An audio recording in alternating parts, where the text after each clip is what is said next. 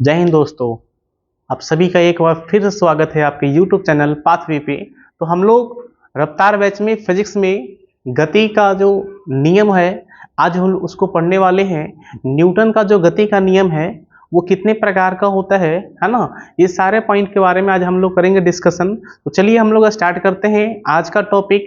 आज हम लोग नया चैप्टर पढ़ने वाले हैं गति के नियम, जिसको बोलते हैं लॉज ऑफ मोशन। ठीक है, तो सबसे पहले हम लोग जो पॉइंट पढ़ेंगे वो हम लोग जानेंगे कि जड़त्व क्या होता है, और जड़त्व जिसको हम लोग बोलते हैं इनर्शिया, है ना।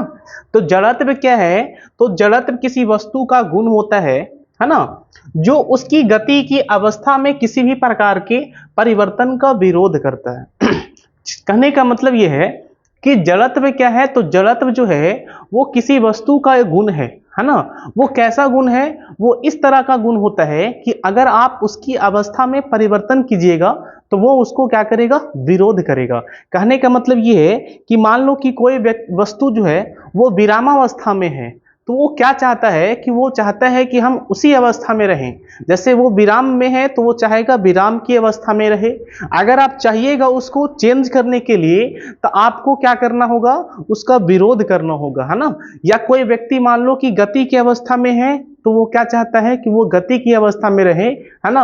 अगर हम चाहेंगे उसकी अवस्था को चेंज करना तो उसके लिए हमें क्या करना पड़ेगा? उसके बल लगाना पड़ेगा, है ना।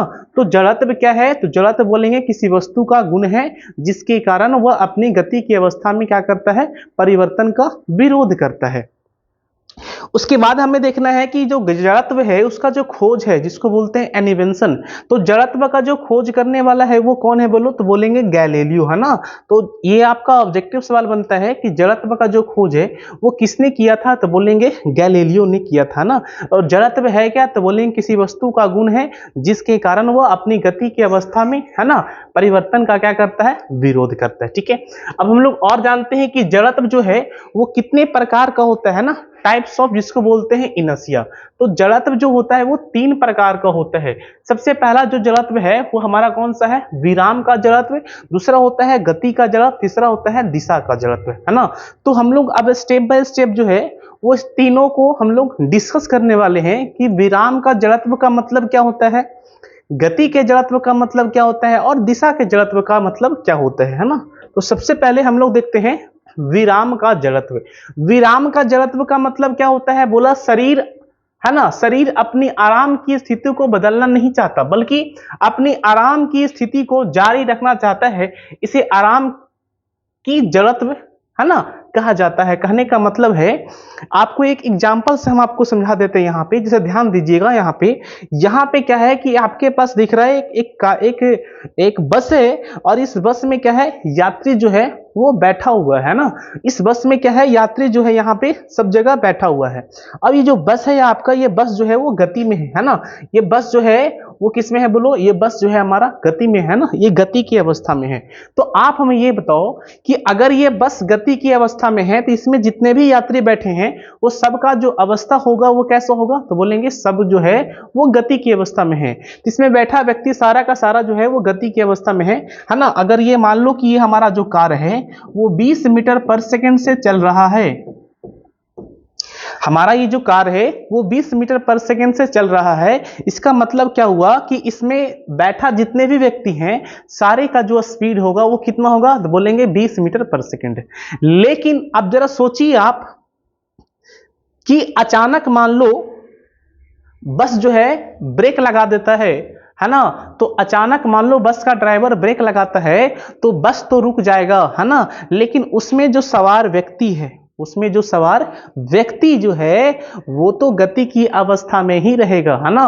उसमें सवार जो व्यक्ति है वो किस अवस्था में रहेगा बोलो? वो तो गति की अवस्था में ही रहेगा। क्यों? क्योंकि वो पहले से था, वो पहले से गति की अवस्था में था, है ना। तो वो क्या चाहेगा? वो गति की अवस्था में ही रहना चाहेगा, है ना। अब उसके लिए क्या करना होगा, है ना, उसकी अवस्था में हमने क्या किया? परिवर्तन किया, है ना। परिवर्तन कैसे किया? हमने इसको ब्रेक लगा दिया, है ना। तो ब्रेक लगा दिया तो आप देखा हुआ है ना, अगर आप बस में बैठे हैं और बस का ड्राइवर अगर ब्रेक लगाता है ना तो आपको वो परिवर्तन जो है वो खुद ब खुद महसूस हो जाएगा। तो विराम का जड़त्व का मतलब क्या होता है कि व्यक्ति जो है वो जिस अवस्था में है वो उसी अवस्था में रहना चाहता है। है ना। और विराम का जड़त्व का मतलब हो गया कि वो विराम में है तो विराम में ही रहना चाहता है। अगर आप उसकी अवस्था को चेंज कीजिएगा तो उसका क्या कहता है, वो विरोध करता है ना। और गति की अवस्था में क्या होगा, गति की अवस्था में इसका एग्जाम्पल भी हमने यहाँ पे और लिया है। जैसे एग्जाम्पल है पहला, बस में बैठे यात्री को बस चलने पर पीछे की ओर झटका लगना, है ना। तो जैसे ही बस में बैठा कोई यात्री है और बस जैसे ही चलना स्टार्ट करता है, व्यक्ति जो है वो कहाँ झुक जाता है बोलो, वो पीछे की ओर झुक जाता है। क्यों ऐसा होता है, इसके पीछे कारण समझो। जैसे मान लो कि हम बस पे बैठे हैं, है ना, और बस जो है वो रुका हुआ था, तो हम भी है बस में बैठे तो हम भी रुके हुए हैं। तो बस अगर मान लो अचानक चलने लगे, है ना, तो हम क्या होते हैं, हम पीछे की ओर झुक जाते हैं। इसके पीछे कारण क्या है, इसके पीछे जो कारण है वो जड़त्व है। और जड़त्व में भी कौन सा जड़त्व, तो बोलेंगे विराम का जड़त्व। क्योंकि ये जो व्यक्ति था ये पहले से ही क्या था, रेस्ट में था, तो ये क्या चाहेगा, ये रेस्ट में ही रहना चाहेगा, है ना। लेकिन बस को चलने से क्या होता है कि जो बस के कांटेक्ट में जो पैर है आपका, है ना, वो बस के साथ साथ गति की अवस्था में आ जाता है। लेकिन आपका जो ऊपर का जो पोर्शन है वो रेस्ट में था, वो रेस्ट में ही रहना चाहता है, जिससे क्या होता है कि आपका शरीर जो है वो झुक जाता है ना। तो यही चीज यहाँ पे हमने दिखाया है।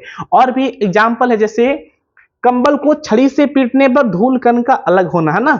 अगर आपके कंबल पे धूल कण बैठा हुआ है तो आप उसे क्या करो, छड़ी से पीटो, है ना। तो छड़ी से पीटिएगा तो उससे क्या होता है, धूल कण जो है वो अलग हो जाते हैं। इसके पीछे जो है वो कारण पूछा जाता है, इसके पीछे जो है वो क्या कारण होता है, इसके पीछे जो कारण है वो हमारा है विराम का जड़त्व। उसी तरह से और है, पेड़ को हिलाने पर फलों का अलग होना, है ना। अगर पेड़ को अगर आप हिला दीजिएगा, है ना, तो फल का अलग होना जो है वो कौन सा जड़त्व होता है, तो बोलेंगे विराम का जड़त्व। गति का जड़त्व का मतलब क्या होता है, जिसको बोलते हैं इनर्शिया ऑफ मोशन। यह है किसी वस्तु का वह गुण जिसके कारण वह अपनी गत्यावस्था में परिवर्तन का विरोध करता है ना। तो इसमें क्या करेगा, वो अपना गति की अवस्था में है ना, अगर उसको हम चाहते हैं बदलना तो उसका क्या करता है, वो विरोध करता है। कहने का मतलब है कि अगर कोई व्यक्ति मान लो कि 20 मीटर पर सेकेंड से अगर रनिंग कर रहा है, दौड़ रहा है ना, तो उसी स्पीड से वो चाहता है कि वो कंटिन्यू दौड़ता रहे, है ना। अगर हम चाहते हैं उसकी अवस्था को चेंज करना, बदलना, उसके लिए हमें क्या करना होगा, अलग से बल लगाना होगा। मतलब कि अब जो हम बल लगाएंगे उसका वो क्या करेगा, विरोध करेगा। ठीक है, चलिए आगे देखते हैं इसका एग्जाम्पल। ठीक है, इसका एग्जाम्पल हम लोग देखेंगे ध्यान से, क्या लिखा हुआ है। बस के अचानक रुकने पर बस में बैठा यात्री को आगे की ओर झटका लगना, ये किसका एग्जाम्पल है बोलो, ये हमारा गति का एग्जाम्पल है।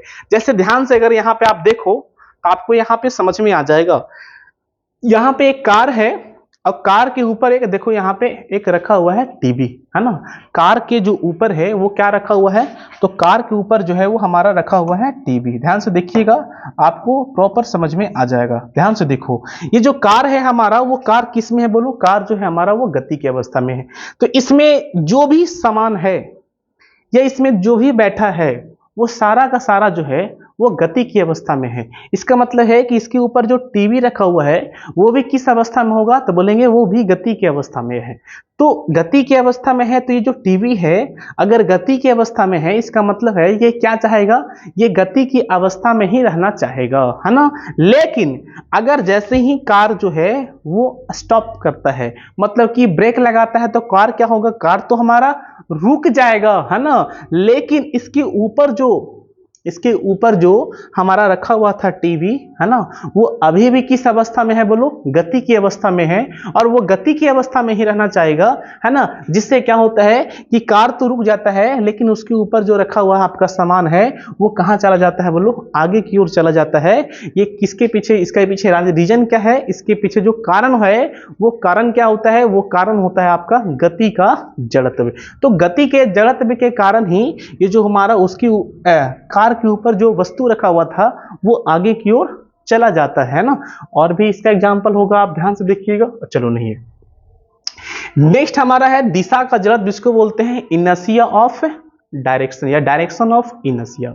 दिशा का जड़त्व का मतलब क्या होता है कि इसमें वस्तु जो है अपने दिशा का विरोध करेगा, है ना। तो अगर आप वो मान लो कि वो पूरब की ओर जा रहा था, है ना, और हम चाहते हैं कि वो उत्तर की ओर जा रहे, है ना, तो अगर हम उसको चेंज करना चाहेंगे तो क्या करेगा, उसका वो विरोध करेगा, है ना। देखो यहाँ पे एक हमने एग्जांपल लिया है, चाकू या छुरे को धार करने वाली जो घूर्णन रिंग से निकलने वाली चिंगारी की दिशा घूर्णन रिंग के स्पर्शीय दिशा में होता है, यह दिशा के जड़त्व के कारण होती है। ध्यान से समझिएगा, अगर आप चाकू पजाने के लिए, है ना, अगर लोहार के पास गए होंगे तो उसके पास इसी तरह का एक रिंग होता है, और ये जो रिंग है वो क्या करता है, वो गोल गोल घूमता रहता है ना। अब ये जो घूमने से क्या होगा, ये अगर घूम रहा है, इसके ऊपर हम लोग क्या करते हैं, चाकू को उसके ऊपर रखते हैं। अगर आप ध्यान से देखिएगा तो आपको यहाँ पे एक दिखेगा आपको कि जैसे ही चाकू इस रिंग पे रखा जाता है तो वहां से निकलता है चिंगारी। अब वो जो चिंगारी निकलता है, आप देखिएगा वो चिंगारी उधर ही निकलेगा जिधर में हमारा ये जो रिंग है वो घूम रहा है। अगर रिंग मान लो इधर की ओर घूम रहा है ना, तो इससे जो चिंगारी निकलेगा वो उधर ही निकलेगा, है ना। अगर यहाँ पे क्या हो रहा है कि हमारा जो रिंग है वो इस तरह से घूम रहा है, ठीक है, तो यहाँ पे अगर आप रखिएगा उसके ऊपर चाकू ना, तो इससे जो चिंगारी निकलेगा वो उधर ही निकलेगा जिधर में उसका गति हो रहा है, मतलब कि स्पर्श रेखा की ओर, है ना। तो ये किसके कारण होता है, तो ये होता है हमारा दिशा का जड़त्व के कारण, है ना। तो दिशा के जड़त्व के कारण ही ये जो चिंगारी का जो दिशा है वो उसी के स्पर्श रेखा के अलॉन्ग निकलता है ना। नोट में हमने एक पॉइंट बताया आपका कि जड़त्व क्या है, तो जड़त्व जो है वो द्रव्यमान का गुण होता है ना। तो जड़त्व क्या है, तो द्रव्यमान का गुण है, ठीक है। और नेक्स्ट पॉइंट देखिएगा आप यहाँ पे, अब हम लोग नेक्स्ट पॉइंट देखने वाले हैं कि बल क्या होता है, जिसको हम लोग बोलते हैं फोर्स। बल क्या है, तो किसी स्थिर वस्तु पर बल लगाने से वस्तु गतिमान हो जाती है। कहने का मतलब है, सबसे पहले आप ये जानो कि बल है क्या। तो अगर हम मान लो किसी वस्तु को धक्का मारते हैं या आप किसी वस्तु को खींचते हो, है ना, तो अगर आप किसी वस्तु को धक्का मारिएगा, किसी वस्तु को खींचिएगा, कहने का मतलब है कि हम उस वस्तु पे क्या किए हैं, हम उस वस्तु पे बल लगाए हैं। तो बल है क्या, तो बल जो है वो सिंपल भाषा में समझें तो बल जो है वो धक्का देना या तो उसको खींचना, है ना। धक्का देना या खींचने को ही हम लोग सिंपल भाषा में क्या कहेंगे, बल। आप किसी वस्तु पर बल लगाकर क्या क्या कर सकते हो, उन सारे पॉइंट को हम लोग यहाँ पे स्टेप बाय स्टेप देखते हैं। तो सबसे पहला हम लोग किसी स्थिर वस्तु पर बल लगाने से वस्तु गतिमान हो जाती है ना। अगर कोई वस्तु जो है वो स्थिर है, जैसे यहाँ पे हमारा जो ये ब्लॉक है ना, ये जो वस्तु है वो किस अवस्था में है, वो स्थिर है, मतलब कि रेस्ट में है, और हम इस पे बल लगाकर, बल लगाने का मतलब धक्का देना या तो खींचना, तो हम इस पे बल लगाकर क्या कर सकते हैं, इसको हम गति की अवस्था में कर सकते हैं। तो ये बल का एक हमारा फैक्टर हो गया, इफेक्ट हो गया। दूसरा इफेक्ट क्या है कि किसी गतिमान वस्तु पर बल लगाकर रोका जा सकता है ना। तो बल लगाकर हम क्या कर सकते हैं कि कोई गतिमान वस्तु है तो आप उसको स्टॉप भी कर सकते हैं ना। तो किसी गतिमान वस्तु को रोकने के लिए आप क्या कर सकते हो, बल लगाकर उसको रोक सकते हो।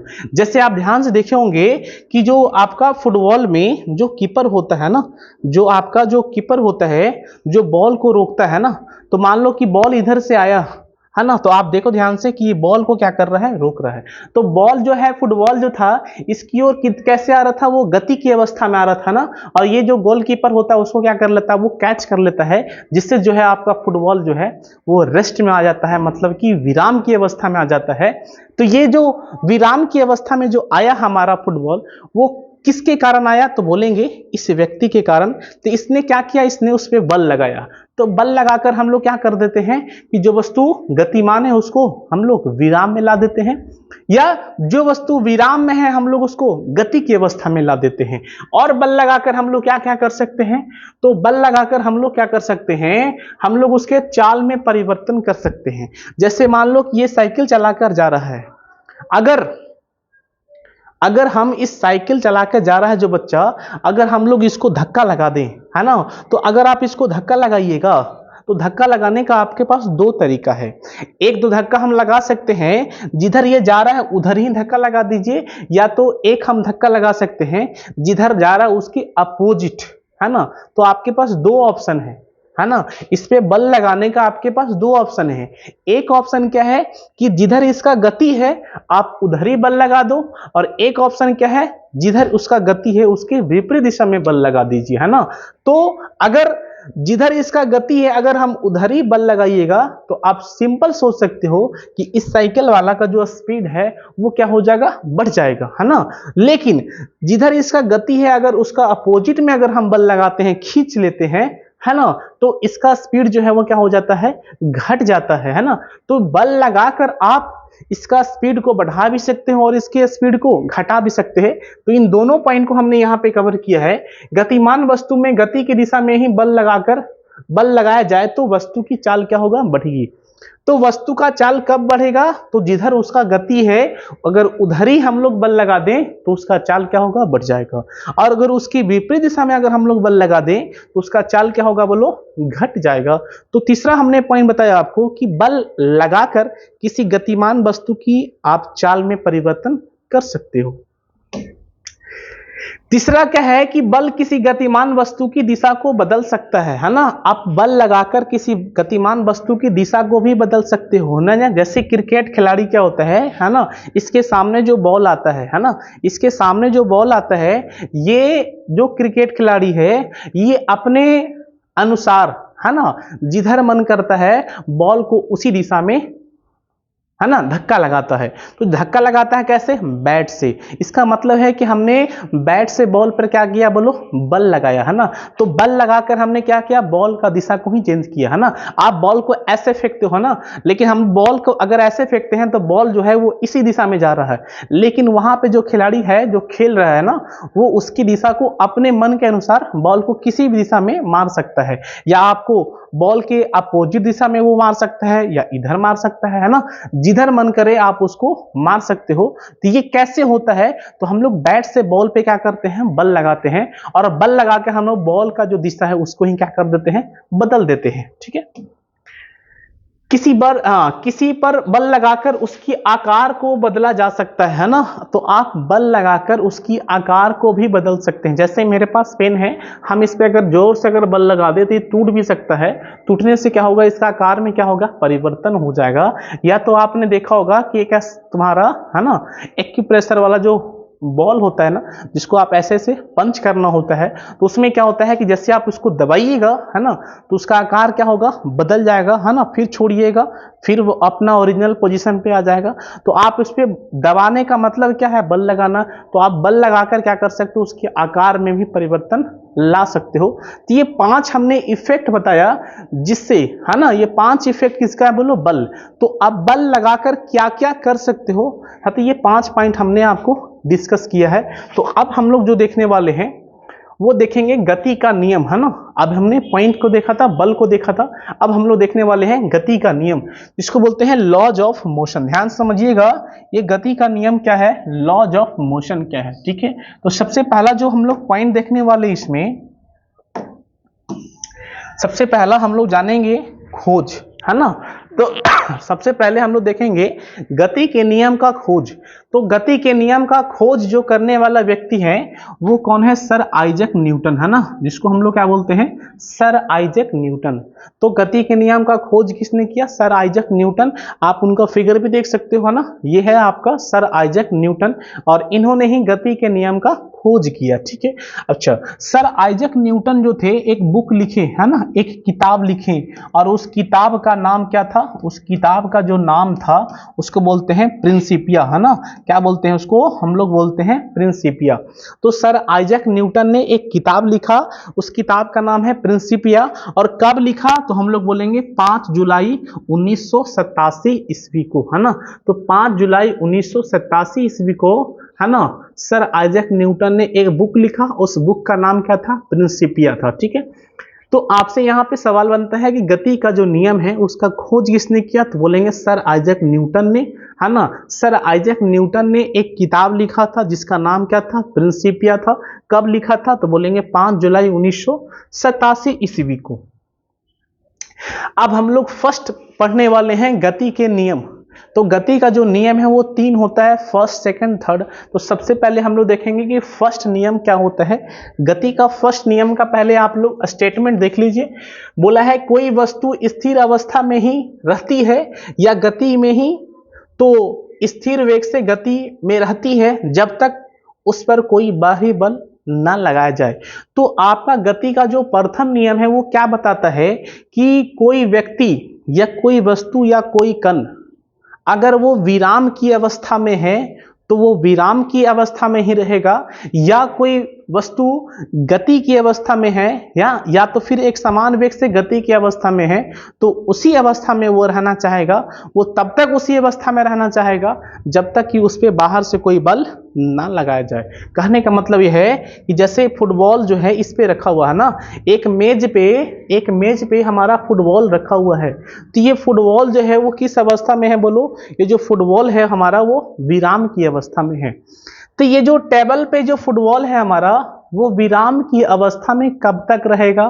तो विराम की अवस्था में वो तब तक रहेगा ये फुटबॉल जब तक कि इस फुटबॉल पे हम लोग बाहर से धक्का ना लगाए, है ना। तो बाहर से जब हम इसको धक्का लगाएंगे तो ये जो फुटबॉल है क्या करेगा? वो गति की अवस्था में आ जाएगा। तो न्यूटन का जो प्रथम नियम ये हमें बताता है कि कोई व्यक्ति या वस्तु तब तक उसी अवस्था में रहेगा जब तक कि उस पर बाहर से कोई बल ना लगा दे। अगर वो विराम की अवस्था में है तो तब तक वो विराम की अवस्था में रहेगा जब तक कि हम बाहर से धक्का ना लगाए, है ना।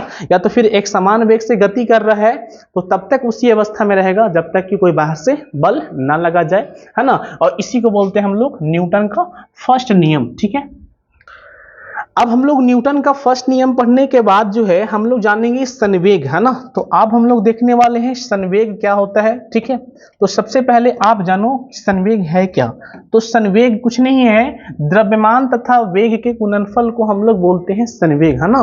Product of mass and velocity, है ना। द्रव्यमान और वेग के गुणनफल को क्या बोलते हैं? संवेग बोलते हैं। तो यहाँ पे हम लोग समझेंगे, जैसे यहाँ पे अगर ध्यान से आप देखो,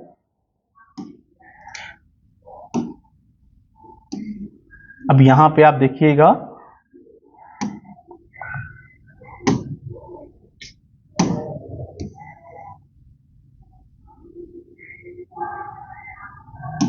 चलो अब यहां पे आप देखो, ये हमारे पास एक कण है। इस कण का जो मास है हमने मान लिया, इस कण का जो मास है वो कितना है? इस कण का जो मास है वो m है। तो हमारे पास m मास का एक कण है जो कि, है ना, m मास का एक कण है जो कि v वेग से गतिमान है भाई, है ना। तो m मास का कण जो है, m मास का कण जो है वो v वेग से क्या है बोलो? गतिमान है ना।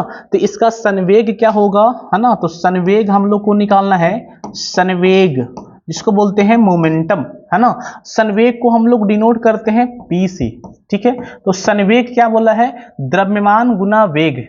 तो बोलेंगे, देखेंगे यहाँ पे हम लोग द्रव्यमान और गुना में क्या लिख देंगे बोलो? वेग। और द्रव्यमान गुना वेग को ही क्या बोलते हैं हम लोग? संवेग बोलते हैं। तो हम लोग यहाँ से क्या लिखने वाले हैं? इसका सिंबल लिखेंगे, जैसे इसका सिंबल हो गया P, और ये द्रव्यमान का हो गया M, और इसका हो गया V, है ना। तो हमने यहाँ पे निकाल लिया कि संवेग का फॉर्मूला क्या हो गया? P equal to M into V, है ना। M क्या है? तो बोलेंगे M जो है हमारा द्रव्यमान है ना। M क्या है? तो बोलेंगे M जो है वो क्या है बोलो? तो वो है हमारा द्रव्यमान है। और V क्या है? तो बोलेंगे V जो है हमारा वो वेग है ना। और द्रव्यमान और वेग के गुणनफल को ही क्या बोलते हैं? संवेग। अब यहां से हम लोग जानेंगे, इसका मात्रक जान लेते हैं। सबसे पहले आप ये जानो कि ये किस तरह का राशि है ना। आप राशि समझ लो, ये किस तरह का राशि है। तो आप बोलिएगा ये सदिश राशि है, जिसको बोलते हैं हम लोग वेक्टर क्वांटिटी, है ना। तो ये कैसा राशि है? तो बोलेंगे सदिश राशि, है ना। ये कैसा राशि होता है? तो बोलेंगे ये हमारा सदिश राशि होता है, वेक्टर क्वांटिटी होता है। तो संवेग कैसा राशि है? तो बोलेंगे सदिश राशि है। संवेग क्या होता है ना? द्रव्यमान और वेग का गुणनफल, मतलब P इक्वल टू mv। उसके बाद हम लोग यहाँ पे देख लेते हैं इसका, उसके बाद हम लोग देख लेते हैं सदिश, इस संवेग का मात्रक क्या होता है। तो संवेग का अगर आपको निकालना है मात्रक, है ना, संवेग का हमें निकालना है मात्रक, जिसको बोलते हैं हम लोग यूनिट्स। तो संवेग का मात्रक हम लोग कैसे निकालेंगे? ध्यान से देखिएगा, आप सभी को संवेग का मात्रक निकालना है तो आपको फार्मूला तो आपको पता ही है कि संवेग का फार्मूला क्या है? मास इंटू वेग। और मास जो है ना, वो हम लोग लेते हैं केजी में।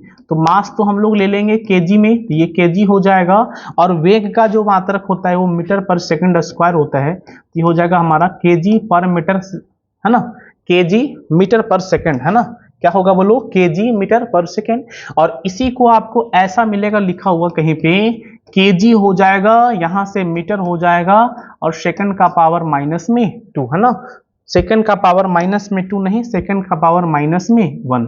तो यहां से हमने देख लिया कि संवेग का मात्रा क्या होता है, केजी मीटर पर सेकंड या केजी एम एस का पावर -1।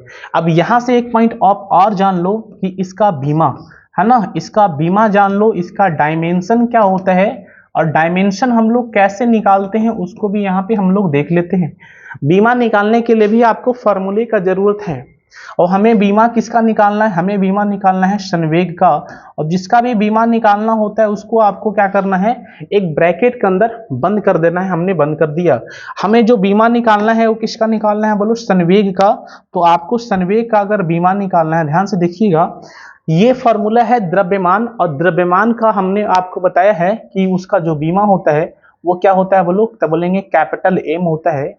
और वेग का जो बीमा होता है वो होता है एल टी माइनस में 1, है ना। जब इसको सॉल्व कीजिएगा तो क्या हो जाएगा बोलो, इसको सॉल्व करने से आ जाएगा एम एल टी माइनस में 1, है ना। तो हमने यहां से निकाल लिया कि संवेग का जो डायमेंशन है वो क्या होता है, एम एल टी -1, है ना। और संवेग का जो मात्रक है वो क्या होता है, केजी मीटर पर सेकंड, है ना। तो हमने यहाँ पे आप लोग क्लियर किया है कि संवेग होता क्या है। तो सिंपल जानिए कि संवेग क्या है, द्रव्यमान और वेग का गुणनफल को संवेग बोलते हैं। और संवेग जो है वो किस तरह का राशि है, तो बोलेंगे सदिश राशि है। संवेग का फॉर्मूला क्या है, तो बोलेंगे P = mv, है ना। संवेग बराबर द्रव्यमान गुना वेग, है ना। संवेग को हम लोग करेंगे P से डिनोट, द्रव्यमान को M से, और वेग को किससे बोलो, V से, है ना। संवेग का हम लोग देखें मात्रक क्या होता है, केजी मीटर पर सेकेंड, और उसका बीमा क्या होता है, तो बोलेंगे mL/T-1, ठीक है। तो ये हमारा था संवेग, ठीक है। तो अब हम लोग संवेग तक हमने कंप्लीट कर दिया है ना। अब अगली क्लास में हम लोग इसको आगे की ओर कंटिन्यू करेंगे, ठीक है। तो अगर आपने अभी तक रफ्तार बैच में जो फिजिक्स का क्लास स्टार्ट हुआ है ना, अभी तक आपने उसका पिछला लेक्चर नहीं देखे हैं तो सबसे पहले जाइए उसको कंप्लीट करिए, है ना। उसके बाद न्यूटन के गति का नियम को आप स्टार्ट कीजिए, और इसी तरह से हम लोग आगे की ओर चलते रहेंगे, है ना। तो अब हम लोग अगले क्लास में पढ़ने वाले हैं न्यूटन का सेकेंड नियम, है ना। न्यूटन का सेकेंड नियम क्या होता है, न्यूटन का थर्ड नियम क्या होता है, वो सारे पॉइंट को क्लियर करेंगे, ठीक है। तो मिलते हैं हम लोग नेक्स्ट वीडियो में, तब तक के लिए बेस्ट ऑफ।